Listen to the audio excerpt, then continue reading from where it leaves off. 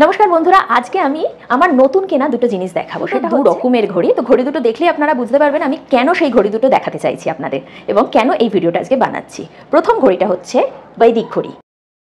এই ধরনের যে ঘড়ি সেটাকে বলা হয় বৈদিক ঘড়ি। বৈদিক ঘড়িটি ব্রহ্ম অর্থাৎ 1কে ডিনোট করছে, 2 অশ্বিনৌ, এইভাবে এক এক করে 11 রুদ্র এবং 12 আদিত্যকে ডিনোট করছে এবং বাকিগুলো আপনারা বুঝতেই পারছেন 1 থেকে 12-র মধ্যে সবকটা সংখ্যাকে ডিনোট করছে।